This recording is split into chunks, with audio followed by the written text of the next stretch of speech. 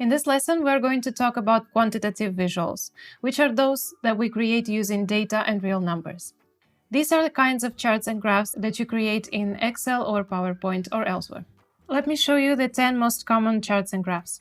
We will start with column graph. Column graphs often represents value. For example, if you want to show your company's growth over months or years, column graph is the best choice. We associate vertical bars with quantity, so the higher, the bigger. In the stacked category, this graph compares two different categories in proportion. We've all seen this graph millions of times, but it doesn't mean it has to be boring.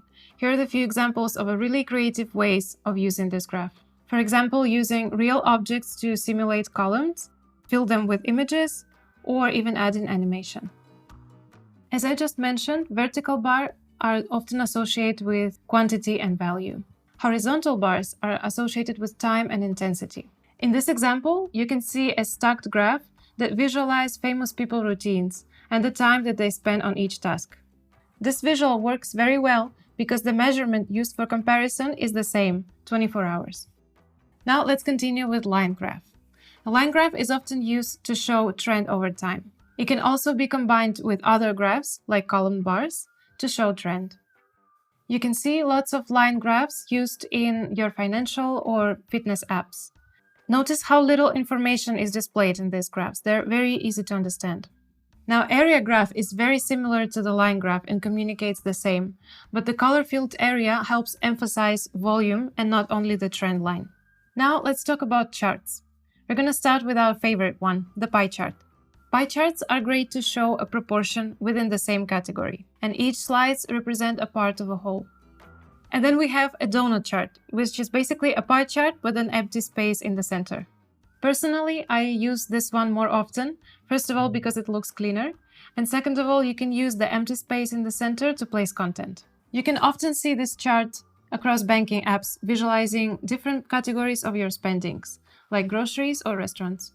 Moving on, we have a spider chart. Spider chart use multiple axes with opposite values that start from the same point. It can also be used as a qualitative visuals, meaning it doesn't have to be based on real numbers or data.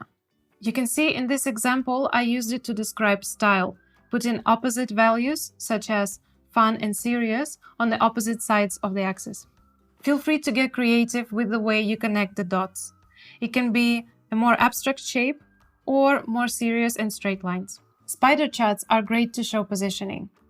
Another two ways to do that are scatter and bubble plots. Both plots use dots to show positioning. In scatter plot, dots are placed in the XY coordinate system based on two variables. And in bubble plot, they are also sized dependent on their values. Sometimes you will find visuals with bubbles but without the scale, just showing the volume of each item and its relation to others. And last but not least, tables. With table design, it's very important to make all the elements work for you. In this example, you can see that I didn't use any lines or placeholder, but the way all the elements are aligned communicate clearly that it is a table. I also included horizontal bar charts to enhance an important part of the table, and this shows how different elements can be mixed together when necessary. Tables can contain not only numbers, but also more abstract concepts, like product comparison. You can make your table more visual by adding illustrations and icons as well.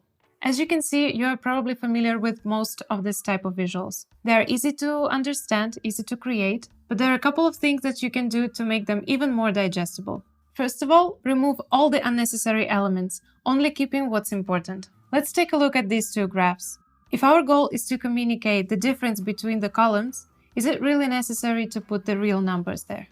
Next, use color to emphasize. Instead of decorating your chart with a wide range of color, try choosing fewer colors and play with saturations and tones instead. And lastly, group all the elements correctly within the space. Apply the principles of similarity and proximity to align your elements within the space, again, to help your reader navigate better through the information.